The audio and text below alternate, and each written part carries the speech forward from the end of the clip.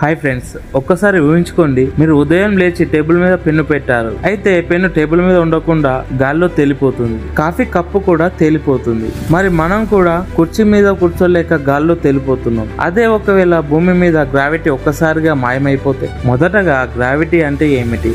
Newton చెప్పినట్టు వస్తువులను ఒకదానితో ఒకటి లాగించే శక్తి.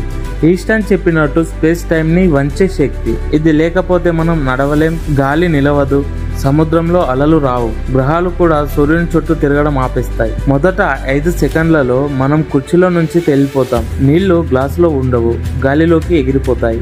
పక్షులు కూడా ఎగరలేక అయోమయంగా గాల్లో పడిపోతాయి. చిన్న బెలూన్ లాగా ప్రపంచం మొత్తం గాల్లో తేలిపోతుంది. 1 గంటలోపే సముద్రాలు, నదులు గాల్లోకి లేస్తాయి. అట్మాస్ఫియర్ లో ఉన్న గాలి కూడా స్పేస్ లోకి పారిపోవడం మొదలవుతుంది. ఒక్కరోజు ఆక్సిజన్ లేకపోతే మనిషి బ్రతకడం అసాధ్యం. ఒక రోజు తర్వాత చంద్రుడు భూమి చుట్టూ తిరగలేడు, ఎందుకంటే చంద్రుని లాగే భూమి గ్రావిటీ లేకపోవడంతో. దీంతో సముద్రపు అలలు మాయమవుతాయి. సూర్యుడి చుట్టూ గ్రహాల బ్యాలెన్స్ కూడా చెదిరిపోతుంది. అంటే సోలార్ సిస్టమ్ మొత్తం డిస్టర్బ్ అవుతుంది. 1 వారం లోపలే భూమి అట్మాస్ఫియర్ పూర్తిగా స్పేస్ లోకి పారిపోతుంది. సూర్యకాంతి నేరుగా భూమి పైన పడుతుంది. ప్రమాదకరం రేడియేషన్, ఎక్కువ వేడి, చలి కూడా ఎక్కువగానే ఉంటుంది. అక్కడ మనుషులు జీవించడం సాధ్యం కాదు. కేవలం 1 సెకండ్ కూడా గ్రావిటీ లేకుండా మనుషులు బ్రతకలేరు. సైంటిస్టులు చెబుతున్నారు, గ్రావిటీ ఒక్కసారిగా మాయం అవటం అసాధ్యం. కానీ ఒకవేళ అది 1 సెకండ్ కూడా మాయమైతే సోలార్ సిస్టమ్ మొత్తం కంపించిపోతుంది. గ్రహాలు కూడా ఢీకొనవచ్చు, నక్షత్రాలు అన్స్టేబుల్ అవ్వచ్చు, ప్రపంచం అంతా అల్లోకల్లోలం అవుతుంది. కానీ ఫ్రెండ్స్, ఈ ప్రయోగం మనకి చెప్పే విషయం ఒక్కటే,